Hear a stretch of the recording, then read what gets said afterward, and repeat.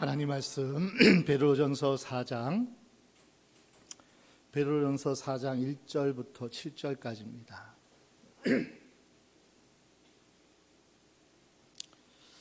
하나님 말씀을 함께 우리 합독하십니다. 그리스도께서 이미 육체의 고난을 받으셨으니 너희도 같은 마음으로 갑옷을 삼으라. 이는 육체의 고난을 받은 자가 죄를 그쳤음이니 그 후로는 다시 사람의 정욕을 쫓지 않고 오직 하나님의 뜻을 쫓아 육체의 남은 때를 살게 하려 함이라.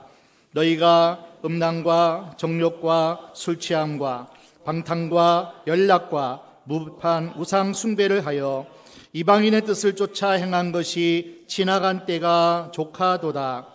이러므로 너희가 저희와 함께 그런 극한 방탕에 다름질하지 아니하는 것을 저희가 이상히 여겨 비방하나 저희가 산자와 죽은 자 심판하기를 예비하신 자에게 직고하리라.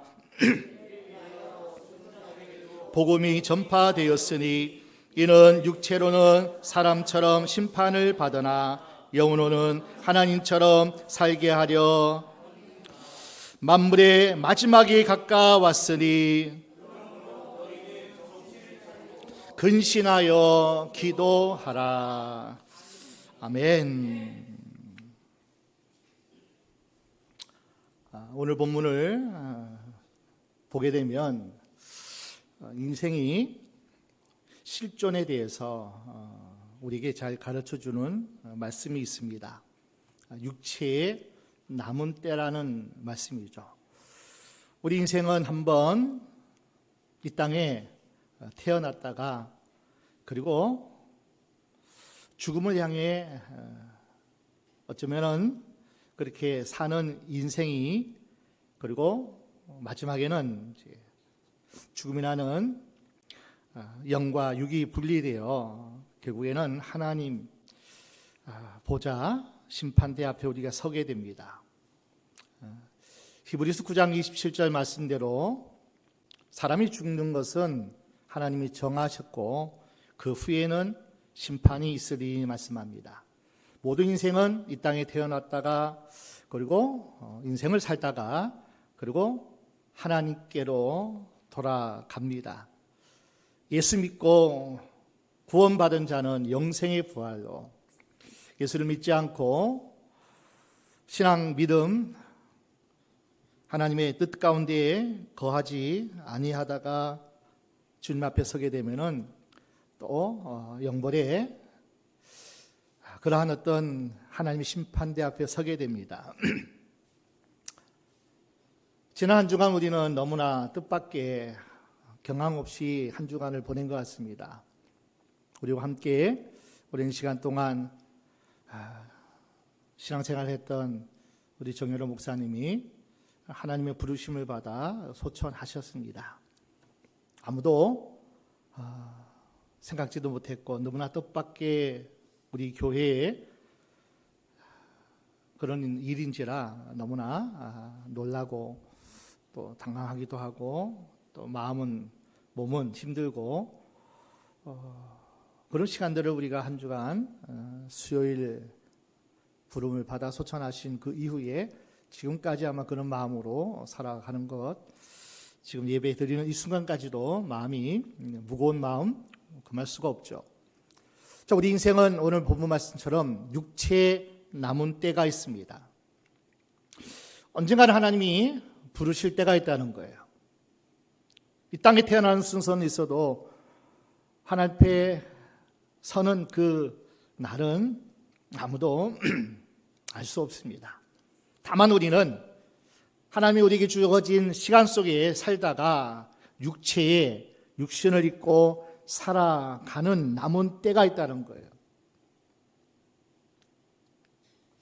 우리 주님 오시는 날도 그 시와 그 날은 알 수 없지만은 우리가 주님 앞에 서는 그날도 알 수가 없어요.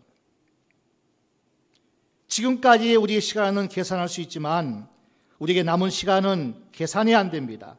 누구도 모르기 때문에요. 분명한 사실은 그러나 우리에게 기회, 시간 항상 우리에게 주어지는 것이 아니라는 겁니다. 제한된 시간을 살아가는 것이 인생입니다. 유한한 시간을 살아요. 그러니까 남은 시간을 살아가다가 하나님 앞에 서게 됩니다. 그것이 오늘 본문의 말씀이에요. 육체의 남은 때, 장례를 치르고 보내면서 다시 한번 이 말씀을 묵상하면서 하나님이 주시는 말씀이죠. 남은 시간을 잘 살라. 나에게 남은 시간을 잘 살아야 되겠구나. 언젠가는 하나님 앞에 설 텐데, 언젠가는 하나님 앞에 서서 하나님 앞에 판단을 받고 또 하나님의 부르신 가운데 우리 모두가 서 있을 시간이 있는데, 남은 때를, 남은 시간을 하나님이 우리에게 주어진 그 삶을 잘 살아야 되겠다. 여러분도 남은 시간을 잘 사시기를 주의 이름으로 부탁드립니다. 언젠가는 그 남은 때가 마감이 될 때가 있어요. 아니, 오늘 밤에 주님이 재림할 수도 있어요. 그날과 그 시는 아무도 알 수 없어요. 내가 주님 앞에 서는 그날도 아무도 알 수 없어요. 그러나 그날은 반드시 올 겁니다. 내가 살아서 있는 동안 주님이 오실 수도 있고, 아니면 하나님이 세상의 심판을 유효하셔서 그 남은 때를, 종말의 때를 연장시키면 우리 다음 세대에 주님이 오실 수도 있겠지만은, 그러나 언젠가는 주님 앞에 서는 날이 있어요. 주님이 오시든지 아니면 내가 주님 앞에 부름을 받아 소천하든지, 그 남은 때를 오늘 말씀합니다. 잘 살아라. 잘 살라. 질문이 있습니다. 어떻게 하면 남은 시간을 잘 살 수 있을까요? 그냥 살아가는 것 같은데, 그냥 살면 되는 것 같은데, 그냥 주어진 환경에서 그냥 살면 되죠. 근데 여러분, 잘 살아야 돼요. 잘 살아야 돼요. 예수 믿는 그리스도인의 삶의 아름다운 모습이란 과연 어떤 모습일까? 어떻게 사는 것이 그리스도인의 하나님 앞에 또 부끄러움 없는 그러한 삶일까? 계획자들이 외쳤어요. 코람데오. 우리는 항상 하나님 앞에 서 있는 존재다. 오늘도 하나님 앞에, 내일도 하나님 앞에, 주님이 부르시는 그날까지 하나님 앞에 서다가 결국은 하나님 앞에서 판단을 받습니다. 너 인생 잘 살았느냐?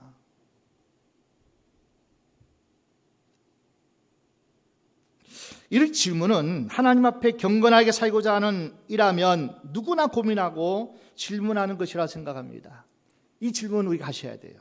하나님 앞에 그리스도인으로서, 하나님의 자녀로서 구원을 받았지만, 구원받아 천국 가지만 구원을 이루라. 하나님의 자녀다운 구원의 삶을, 축복을 누리며 살아라. 주님께서 우리에게 주신 말씀 아니에요? 구원의 사람으로, 하나님의 자녀로서, 그리스도인으로서 이 땅에서 너희가 잘 살아라. 우리가 잘 압니다. 우리 힘과 능으로, 생각으로, 의지로 잘 살 수가 없어요. 그래서 하나님이 연약한 우리를 도우시기 위해서 하나님이 이 땅에 강림하셨어요. 성령으로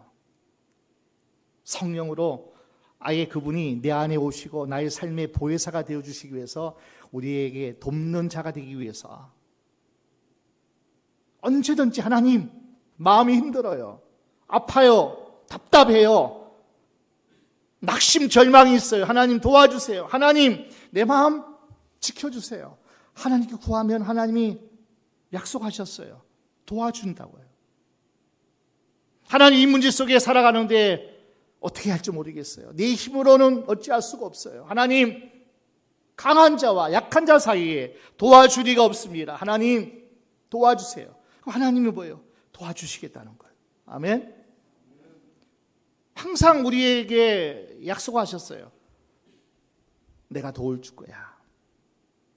네가 구하면 너의 가는 길을 내가 인도할 거야.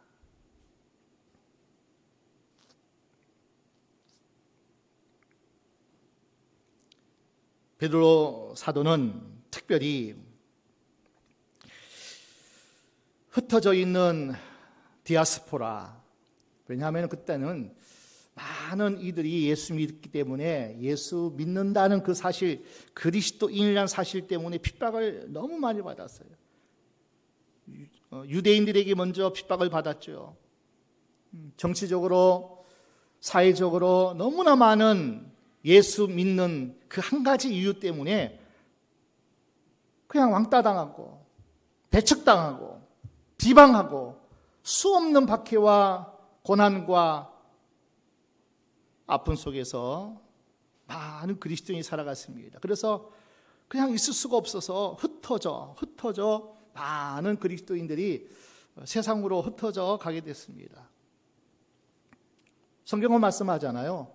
예루살렘에서 그 은혜가 충만하고 성령 강림하신 그 위에 기쁘고 잔치 같던 그 가운데 그냥 머물기를 원했을 때 하나님 뭐예요? 큰 핍박을 통해 다 흩어버리시잖아요. 너희끼리 잔치하는 그 사명이 너희 사명이 아니다. 그 사도행전 보십시오. 흩어져서 여러 곳으로 가면서 그곳에서 그리스도인의 정체성을 가지고 살아가는 수많은 믿음의 선배들의 삶이 사도행전에 잘 기록하고 있습니다. 하나님이 각자의 처한 상황과 환경과 그 모습 속에서 하나님이 영광 받으시고 하나님이 살아계심을 보여주고, 그래서 수많은 사람을 이제는 살리기 위해서, 수많은 사람에게 구원의 복음을 전하기 위해서 예루살렘에 머물러 있던 그리스도인들을 다 흩어버렸어요. 너희의 사명은 예수 안에서 다 구원받기를 원하는 하나님의 그 놀라우신 복음의 사명이 우리에게 다 주어졌기 때문에 성령이 너희에게 임하면 너희가 권능을 받을 것이고, 너희가 권능을 받고 땅끝까지 가까운 예루살렘, 유다, 사마리아와 땅끝까지 이르러 복음의 증인되는 것이 너희에게 주어진 예수 그리스도 주신 사명이라고 말씀하고 있어요. 베드로가 흩어져 있는 그리스도인들에게 서신을 쓴 거예요. 핍박 가운데 있는 그들에게 편지를 쓴 거예요.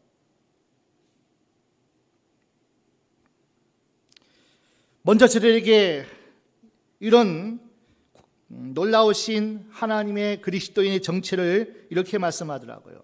성경 몇 구절만 함께 빨리 보겠습니다. 벳전 1장 3절입니다. 벳장 1장 3절. 찬송하리로다 우리 주 예수 그리스도의 아버지 하나님이 그 많으신 긍휼을 대로 예수 그리스도의 죽은 자 가운데서 부활하심으로 말미암아 우리를 거듭나게 하사 산 소망이 있게 하시며, 예수님이 죽음으로 사망으로 끝남이 아니라 부활하심으로 말미암아 우리도 부활의 산 소망을 하나님이 주셨다는 거예요. 이 땅의 삶이 끝이 아니라 하나님이 예수를 살리신 것처럼 우리 또한 그날에 부활의 산 소망을 하나님 우리에게 주셨다는 것을, 그리스도인의 정체성을 말씀하고 있는 거예요. 우리에게는 어마어마한 산 소망이 하나님 주셨어요. 누구로 말미암아? 예수로 말미암아. 그분이 부활하심으로 말미암아. 그러니까 너희가 흩어졌고 고난당하고 핍박당하고 말할 수 없는 환난 가운데 있지만은 우리에게는 산 소망이 있다. 이 땅에 삶이 끝이 아니라 영원한 하나님의 나라에서 살아갈 부활의 첫 열매 되신 주님을 따라 우리도 하나님 앞에 영원토록 사는 그 나라에 들어갈 자로 하나님이 우리를 부르셨다는 거예요. 딱 그 그리스도의 정체를 베드로는 이렇게 얘기하죠. 벳전 2장 9절입니다. 오직 너희는 택하신 족속이요 왕같은 제사장들이요 거룩한 나라요 그의 소유된 백성이니 이는 너희를 어두운 데서 불러내어 그의 기이한 빛에 들어가게 하신 자의 아름다운 덕을 선전하게 하려 하심이라. 거룩한 백성, 제사장 나라, 왕 같은 하나님의 자녀의 권세를 가진 너희라는 거예요. 그러니까 우리의 정체성은 이 땅에서 살아가지만 세상이 보기에는 어떠할지 몰라도 하나님 앞에서는 왕 같은 제사장이에요. 거룩한 백성이요, 하나님의 소유된, 하나님의 속한 자, 구원받은 자, 영원한 천국을 바라보고 그 나라에 들어갈 자, 바로 너희가 그와 같은 자라는 거예요. 이 놀라운 그리스도인의 정체를 너희가 가졌다는 거예요.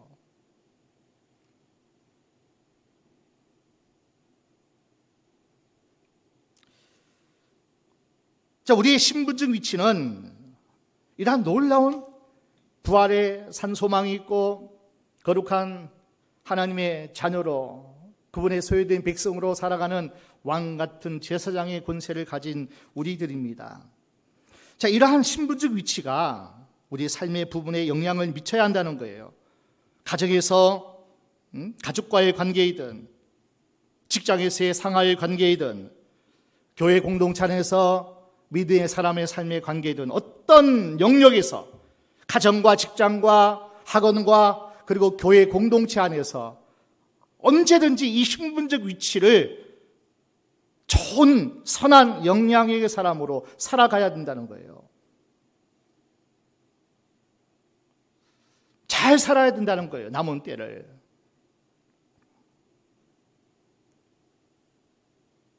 우리가 믿는 하나님은 죽은 신이 아니에요. 살아서 우리와 함께 동행하신 하나님을 분명히 우리를 통해서 보여주라는 거예요. 세상이 어떠하든지 간에 기쁨이 있고 환난과 그리고 핍박이 있을지라도 어떻게 그렇게 자유로운지, 어떻게 그렇게 기쁨이 있는지, 어떻게 그의 입에 모든 말은 감사가 있는지 보여주라는 거예요. 예수 안에서. 부활의 산 소망이기 때문에 그래요. 나는 왕 같은 제사장이기 때문에 그래요. 하나님이 나와 함께 하시기 때문이에요. 아멘. 그분이 나를 지키고 붙드시고 계시기 때문이에요. 자, 이러한 신분적 정체성을 보여주셔야 돼요. 그 아름다운 덕을 자랑하셔야 돼요. 여러분, 세상 사람들 한번 다 지나간 사람들 붙들어 얘기해 보세요. 참 부럽다, 좋다, 좋은 차 타고 좋은 집에 살고, 참 좋아. 한번 다 들어보세요. 속은 문드러지고요, 상처 속에서, 아픔 속에서, 한숨 속에 살아가는 인생이 너무나 많다는 거예요. 그들에게 평안이 없어요. 그들에게 자유가 없어요. 그들에게 감사가 없어요. 기쁨이 없어요, 여러분. 오직 예수 안에서 성령이 주시는 그 은혜만으로 자유할 수 있고, 기뻐할 수 있고, 감사할 수 있고, 하나님을 찬양하는 자로 하나님의 이름을 높일 수 있다는 거예요. 똑같이 문제를 당해, 똑같이 환경 속에 우리는 가도 살 수밖에 없지만은 대하는 태도가 틀려요. 맞이하는 자세가 틀려요, 여러분. 핍박이요, 환난이요, 가난이요, 어떤 상황이든지 와라. 나는 나와 함께 하신 하나님이 계시기에 조금도 주저하지 않는다. 낙심하지 않는다. 나는 자유하다. 내 안에 평안이 있고 내 안에 기쁨이 있다. 가난해도, 몸이 아파도, 힘들어도, 어떤 상황이든지 우리는요, 주는 성령이시니 주의 성령이 계신 곳에는 자유함이 있느니라. 이 은혜가 여러분에게 있어야 되고요, 그것을 보여주셔야 돼요. 너무나 많은 상처와 아픔과 슬픔 속에, 낙심, 절망 속에 산소망이 아니라 죽은 소망 가운데 살아가는 인생이 얼마나 많은데요. 너희를 기이한 빛에 들어가게 하신 자, 하나님의 놀라우신 그 은혜, 예수 그리스도의 부활의 첫 열매가 되신 그 소망 가운데 너희가 보여주라는 거예요. 똑같은 문제 속에서 당당하게 이기고 감당하고, 내 코가 석자라도 주위의 그 약한 자, 아픈 자, 슬픈 자를 돌아볼 수 있는 그 넉넉함이, 그 여유로움이 예수 안에서 주시는 하나님의 축복인 줄로 믿습니다. 그래서 우리가 전하는 거 아니에요? 나도 힘들지만 내가 만난 그 예수가 그 만난 성령의 도우심이 나와 함께 하시는 것을 우리가 맛보아 알았기 때문에 당신도 예수 만나서 당신도 위로받고 당신도 쉼 얻어서 남은 때를 잘 살아야 된다. 제대로 한번 잘 살아보려고 할 때 고민되는 것이 있어요. 그것을 오늘 본문 가운데 4가지로 우리에게 가르쳐주고 있어요. 첫 번째가 뭐냐면 고난의 문제예요. 고난의 문제. 내가 예수 믿는데, 내가 하나님의 자녀인데 하나님이 날 도와주시고 나를 사랑하신다며요. 근데 왜 고난이 있습니까? 이 고난의 문제 때문에 갈등이 심해요. 예수 믿으면 만사 형통해야죠. 다 잘 돼야죠. 어려움 없어야 되죠. 아픔 없어야 되죠. 상처 없어야 되죠. 그런데 안 그래요. 인생은 똑같습니다. 아픔, 상처, 힘들고 어려운 일 똑같이 우리가 당합니다. 그 고난의 문제에서 주님이 정답을 말씀하셨어요. 1절 다시 한번 보겠습니다. 그리스도께서 이미 육체의 고난을 받으셨으니 너희도 같은 마음으로 갑옷을 삼으라. 이는 육체의 고난을 받은 자가 죄를 그쳤음이니. 너희도 주님과 같은 마음으로 갑옷을 삼으래요. 예수 그리스도의 마음을 가지래요. 고난이 올 때 예수 믿어도 하나님의 자녀의 정체성을 가졌어도 정말 믿음으로 성령 안에서 충만할 때도 항상 우리는 세상적으로부터 핍박당한다니까요. 고난이 찾아옵니다. 살다 보면 질병이 찾아와요. 살다 보면 IMF도 찾아오고 코로나도 찾아오고 극한 경제 상황에서 어려운 그 삶도 찾아오고 이래저래 우리는 이 세상을 살아가는 동안 다 찾아옵니다. 고난이죠. 그때 우리는 주의 마음으로 갑옷을 삼으라고 말씀해요. 마태복음 11장 28절 수고하고 무거운 짐진 자들아 다 내게로 오라. 너무나 많은 짐이 있어요. 너무나 많은 고난이 있어요. 힘듦이 있어요. 다 내게로 오라. 11장 29절 나는 마음이 온유하고 겸손하니 나의 멍에를 메고 내게 배우라. 그러면 너희 마음이 쉼을 얻으리라. 주님의 마음으로 갑옷을 입어야 돼요. 주님의 마음은 온유하시요 겸손하시요 다 가지신 만왕의 왕이신 심판하는 그분께서 낮아지시고 죽기까지 낮아지셨어요. 누구를 위해서요? 우리를 위해서. 육체의 모든 고난을 다 짊어지셨어요. 누구 때문에요? 우리 때문에. 그가 가난하게 되면 우리 가난을 위해서, 그분이 채찍에 맞으신 건 우리의 질병과 아픔 때문에 하나님이 그분에게 다 질병을, 채찍을, 아픔을 주께서 담당하셨어요. 육체의 고난으로 다 짊어지셨어요. 저가 채찍에 맞음으로 우리가 나음을 얻었다고 선포하고 있어요. 주님의 마음을, 갑옷을 입어야 돼요. 제대로 믿음으로 하나님의 자녀로 살아가고자 할 때 참 이것이 고난이란 것이 참 우리가 어떻게 바라보고 어떤 관점으로 해석하에 따라서 많은 성도들이 고난 앞에 어떻게 이런 일이 나에게, 그 앞에 다 넘어지고 쓰러지고 사단이 역사하는 문을 확 열어주는 계기가 되더라고요. 그 고난을 우리가 어떻게 해석해야 하는 거예요? 여러분, 고난 자체는 견디기 힘듭니다. 어려운 겁니다. 그러나 이 고난을 잘 견뎌낼 때 제대로 살 수 있습니다. 더 성숙한 인격으로 성화되게 돼요. 단지 예수 믿는 이유만으로 조롱당하고 핍박당할 때가 있어요. 그래서 사도 베드로는 우리에게 권면합니다.別전 4장 16절입니다. 만일 그리스도인으로 고난을 받은 즉 부끄러워 말고 도리어 그 이름으로 하나님께 영광을 돌리라. 잠언 기자는 마음을 잘 지켜야 한다고 말해요. 생명의 근원이 이에서 난다고 말씀해요. 그래서 잠언 4장 23절 보니까 무릇 지킬 만한 것이 많은데 건강도 지켜야 되고 물질도 지켜야 되고 뭐 인간관계도 잘 지켜야 되지만은 무릇 지킬 만한 것보다도 뭘 지키라고요? 마음을 지키래요. 생명의 근원이 이에서 난대요. 마음 어떻게 지키느냐? 내 중심, 내 속사람 어떻게 지키느냐에 따라서 생명이 갈라져요, 여러분. 생명과 사망 가운데 갈라져요. 쫙 갈라집니다. 마음 하나 먹기에 믿음의 관점에서 바라보는 그 은혜가 없으면요, 그냥 사망이에요. 이게 저주예요, 그냥. 마음 지켜야 돼요. 주님의 마음으로 갑옷을 입으셔야 돼요. 주님의 마음이 어떤 마음인지 아세요? 히브리서 12장 2절입니다. 믿음의 주여 또 온전케 하신 이인 예수를 바라보자. 저는 그 앞에 있는 즐거움을 위하여 십자가를 참으사 부끄러움을 개의치 아니하시더니 하나님 보좌 우편에 앉으셨느니라. 주님의 마음이 어떤 마음인지 아세요?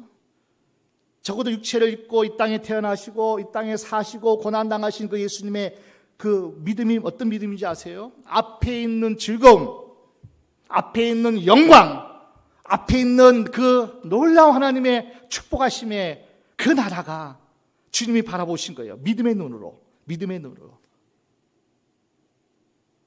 그래서 고난을 참으셨어요. 예수 믿기 때문에 고난 당했어요. 먹는 거 마음대로 먹지 못하잖아요. 예수 믿는 사람들. 하나님께 영광이 안 되니까. 왜 술, 담배 안 하니까? 할 수 있죠. 지옥 갑니까? 아니죠. 그러나 하나님 영광 가리니까 참는 거예요. 그죠? 뭐 술 중독, 뭐 담배 중독 그랬을지라도 그냥 끊어버리는 거잖아요. 하나님 영광 위해서. 앞에 있는 즐거움을 보시고 참으사 십자가를 지셨다면, 고난을 받으셨다면, 이게 주님의 마음으로 갑옷을 입으셔야 돼요. 그 고난이요, 유익합니다. 우리에게는. 성경은 말씀하잖아요. 우리를 성숙하게 해요.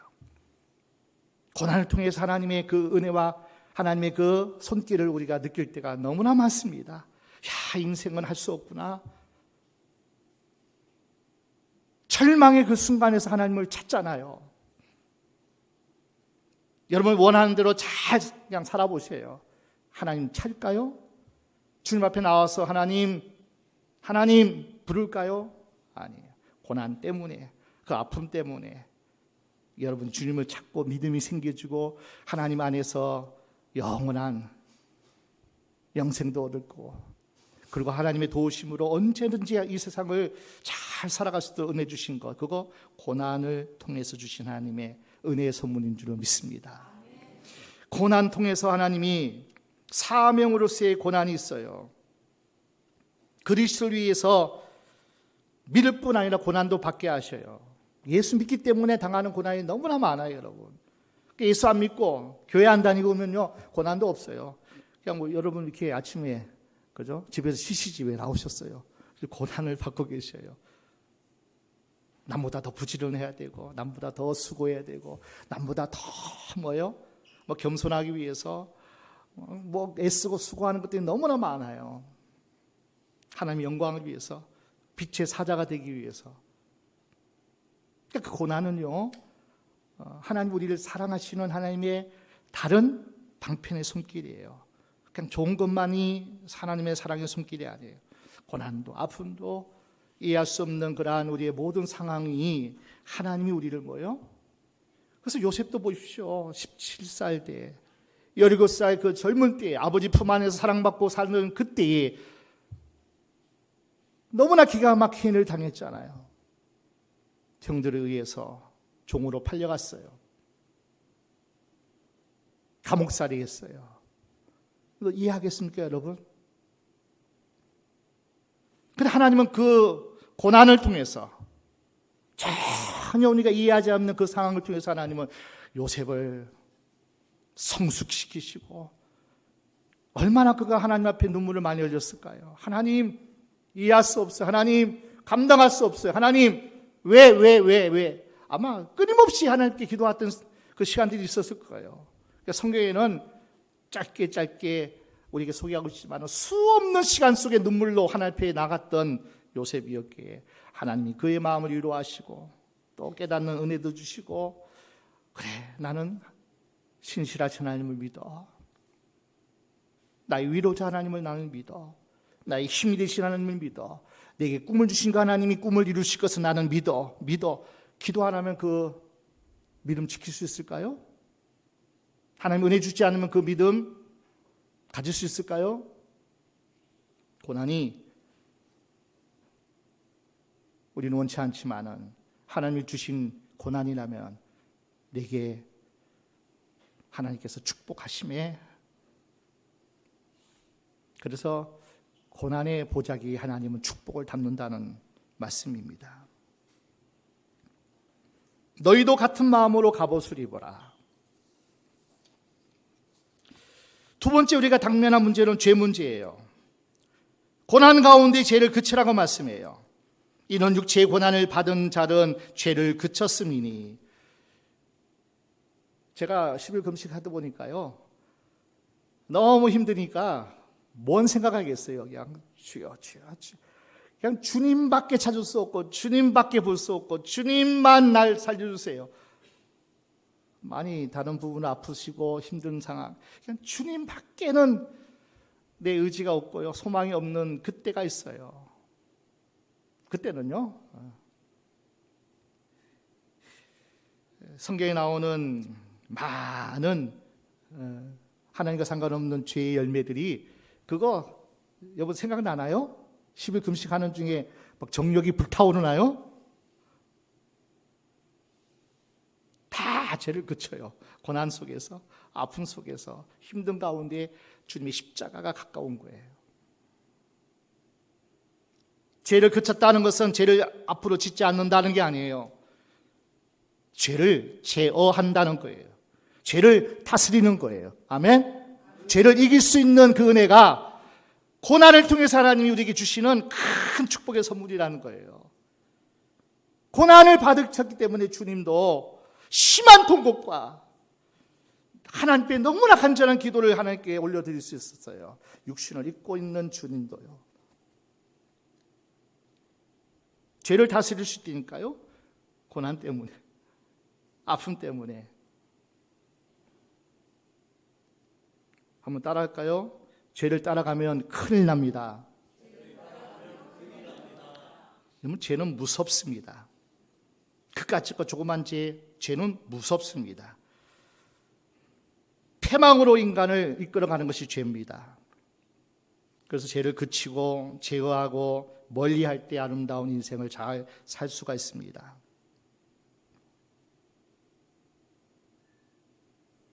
세 번째, 하나님의 뜻을 따라 살라, 선택의 문제입니다. 2절 함께 보겠습니다. 그 후로는 다시 사람의 정욕을 쫓지 않고 오직 하나님의 뜻을 쫓아 육체의 남은 때를 살게 하려 함이라. 사람이 따라가는 두 종류의 길이 있어요. 육체의 사람의 정욕대로 따라 살든지 아니면 하나님의 뜻을 따라 살든지, 두 가지 길밖에 없어요. 하나님을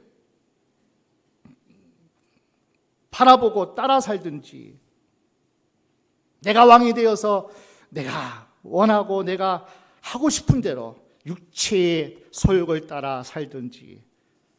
하나님 없으면요, 당연하게 육체의 소욕, 좀 더 쉬자, 좀 더 먹자, 좀 더 놀자, 좀 더 즐기자, 이렇게 세상 것을 쫓잖아요. 자, 3절 말씀 볼까요? 구체적으로 이렇게 얘기합니다. 너희가 음란과 정욕과 술 취함과 방탕과 연락과 무법한 우상 숭배를 하여 이방인의 뜻을 쫓아 행한 것이 지나간 때가 족하도다. 이거 다 세상 하나님 없이 살면요, 이거 다 우리가 그렇게 살아요. 지나간 때는 그렇게 살아야 돼요. 살 수밖에 없어요. 그러나 이제는 남은 때를 잘 살아야 돼요. 우리는 하나님의 자녀이기 때문에, 하나님의 속한 자이기 때문에. 정욕이란 것은 잘 통되지 않는 육체적인 욕구입니다. 그냥 먹고 싶고 놀고 싶고 쉬고 싶고 이런 욕구들이 있어요. 통제가 되지 않으면요, 어떤 제한 범위를 벗어나게 되면 이 정욕적으로 사는 거예요. 예수님도 너희 속에서 나오는 악한 생각이 결국 너희의 삶을 지배한다는 거예요. 내가 이런 죄를 지었으면 우리 속에 악한 것이 자리 잡고 있다는 거예요. 그래서 마가복음 7장 21, 23절, 속에서 곧 사람의 마음에서 나오는 것은 악한 생각 곧 음란과 도적질과 살인과 간음과 탐욕과 악독과 속임과 음탕과 흘기는 눈과 회방과 교만과 광패니 이 모든 악한 것이 다 속에서 나와서 사람을 더럽게 하느니라. 결국 우리 안에 있는, 그죠? 우리 안에 있는 육신의 정욕, 육신의 생각이 결국 그것을 살아가게 만들어요. 성경은 말씀하죠. 끊임없이 우리 안에서 육체의 소욕과 성령의 소욕이 전쟁을 치릅니다. 하나님 찾으면 성령의 소욕이 막 일어나죠. 죄를 멀리하죠. 하나님과 상관없는 것들을 우리는 물리치죠.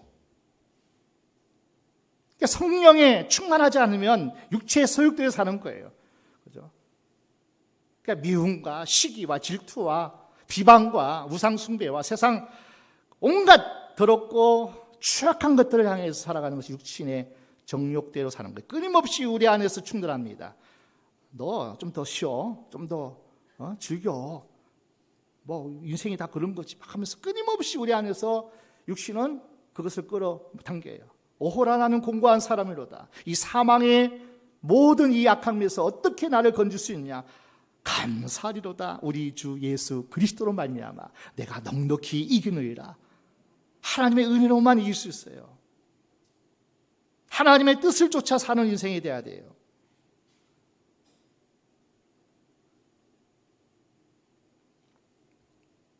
그럼 하나님 뜻대로 선택하고 살아가면 좋은 일만 생기느냐?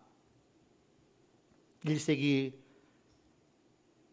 살아가던 그리스도인은 베드로가 편지를 쓰듯이 좋은 일만 있었나요? 예수 믿어서? 현실은 어려움을 만납니다.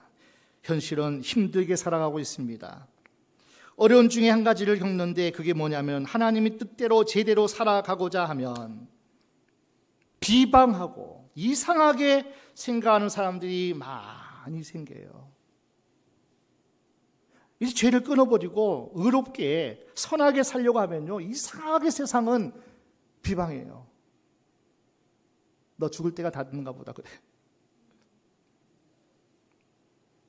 살던 대로 살아야지. 네가 언제까지 그렇게 사나 보자. 이상하게 여기고 비방하게 돼요. 그럼 그 사람들이 우리를 엄청 생각해 주나요? 야, 왜 지옥 같은 그 신앙생활 하냐 그래. 그 힘든 뭐 그런 어떤 뭐 교회 생활 하냐 그래. 우리를 엄청 생각해 주나요? 아니에요. 우리가 불편한 거예요. 우리가 불편한 거예요. 같이 죄와 먹고 마시고 더불어 살 때는 뭐 같이 친구가 되고 했는데 내가 죄를 끊어버리고 의롭게 살고 선하게 살려고 그리스도의 정체성을 가지고 살아가다 보니까 그들이 우리를 불편해해요. 성경은 이렇게 얘기하죠. 4절 볼까요? 이러므로 너희가 저희와 함께 그런 극한 방탕에 다름질하지 아니하는 것을 저희가 이상히 여겨 비방하나. 이상히 여긴다니까. 우리가 착하게 살면, 믿음으로 살면 이상히 여겨요. 왜 그렇게 사냐고 비방해요. 우리를 위한 게 아니라 우리가 불편한 거예요. 극한 방탕이라고 그러잖아요. 정말 엉망으로 살던 사람이에요. 악한 사람이에요. 타락한 사람이에요. 극한 방탕, 다름질, 달리고 그것이 그냥 뭐 영원한 것이냐, 얼마나 그것을 향해 달리고 있는지. 극한 방탕을 향해서요. 더 짜릿한 거 없어?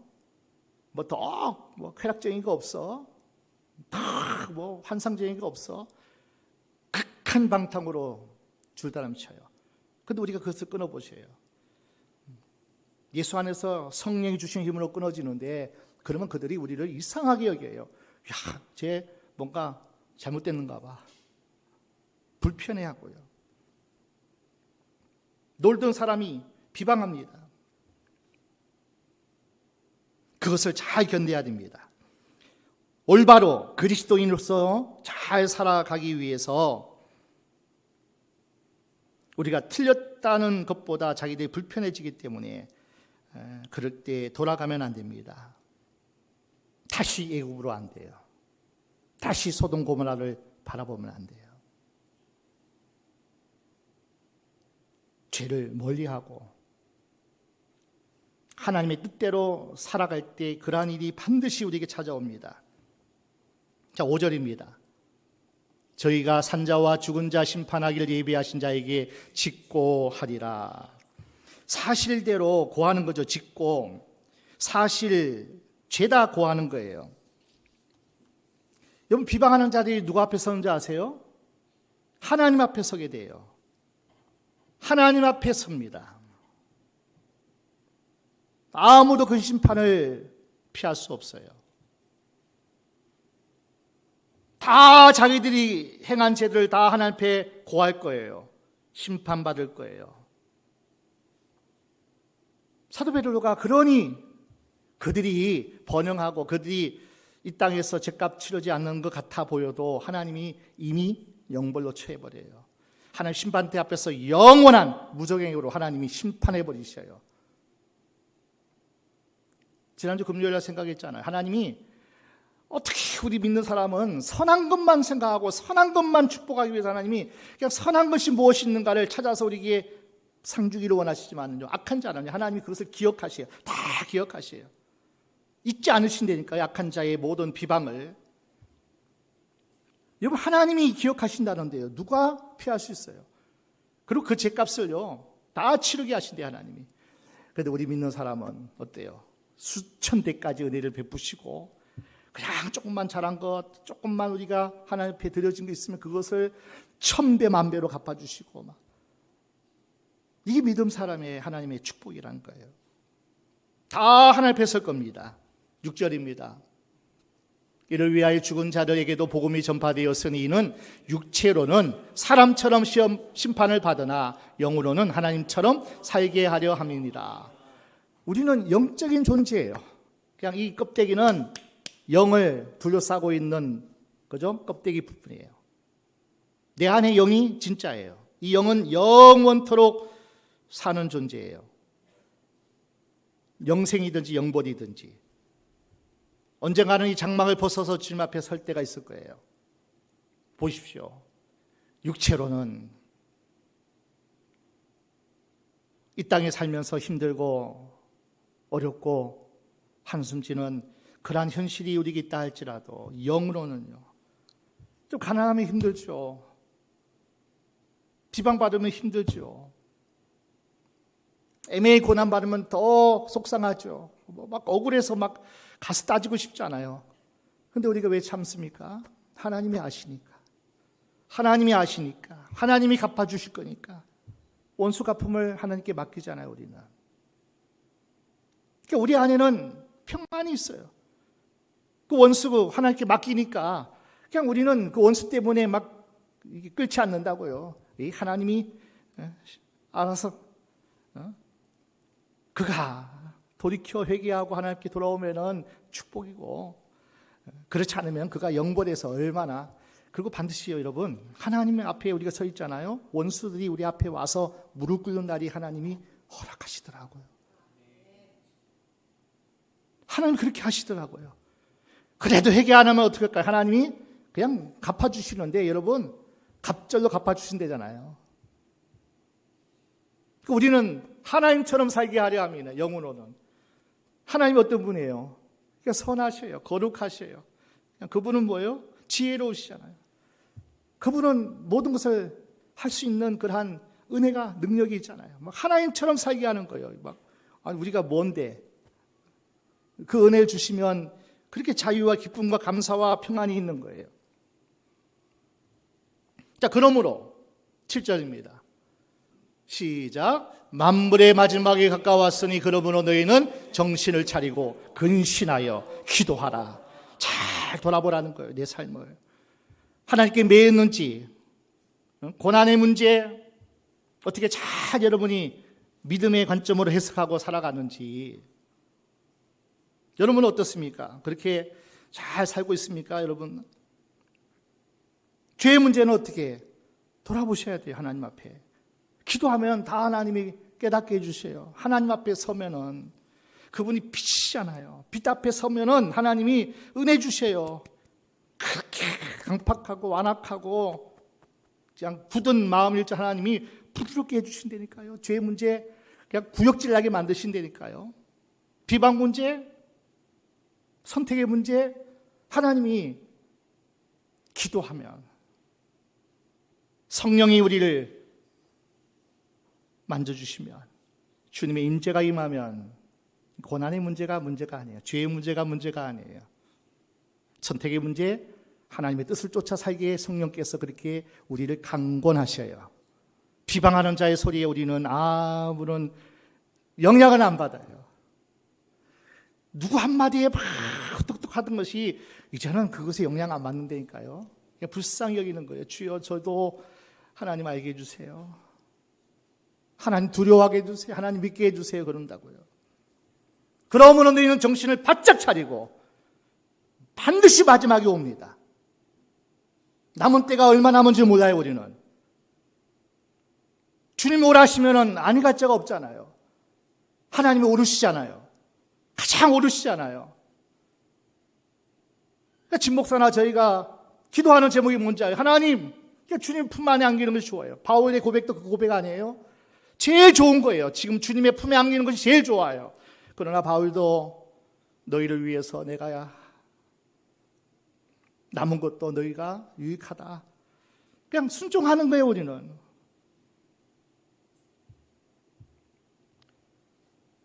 고 정현호 목사님도 오늘 뒤에서 찬양을 함께 하는데 그분의 자리가, 빈자리가 너무 큰 거예요.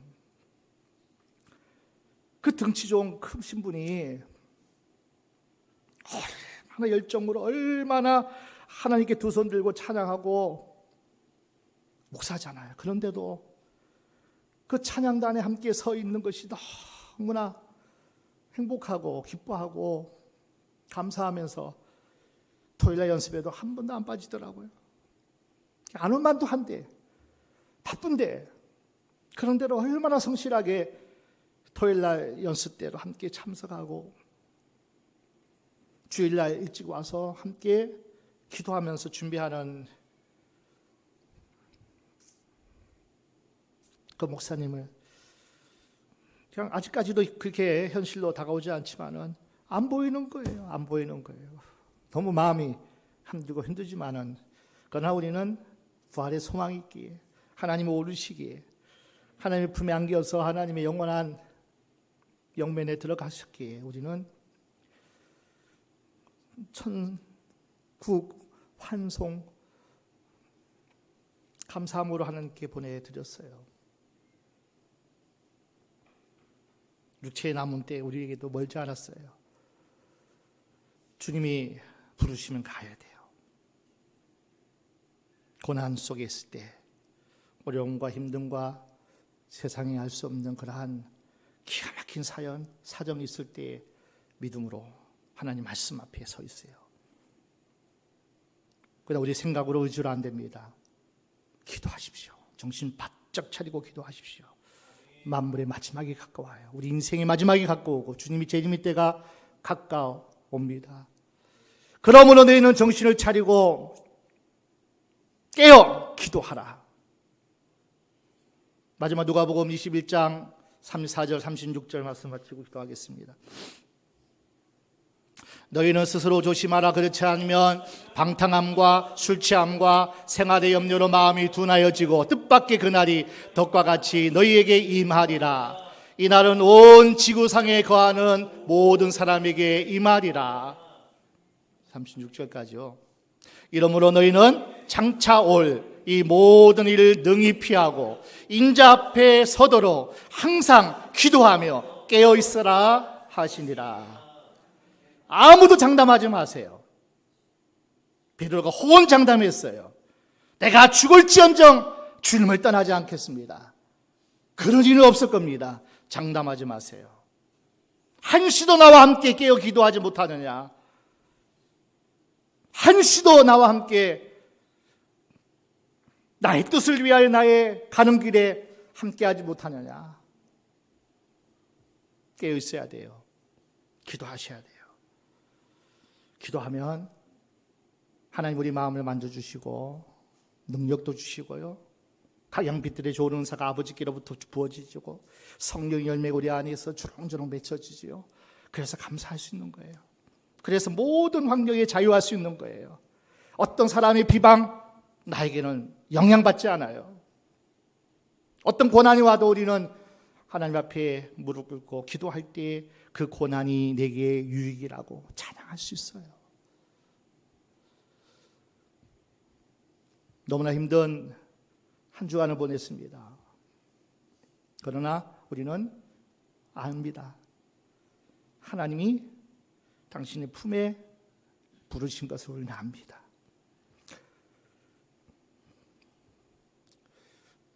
그 열정적인 하나님을 향한 그 늦은 나이에 주의 종으로 안수받고 마지막 남은 힘을 쏟아서 우리 청년들을 잘 이끌어주고 위로의 목사님으로 우리와 함께했던 그 시간들을 우리는 다시 할 수 없지만은 우리는 압니다. 그분은 하나님이 부르셨고요. 하나님의 품 안에 안겨 계시고 우리는 머지않아 그분을 다시 볼 날이 옵니다. 부활의 소망이 있기 때문에.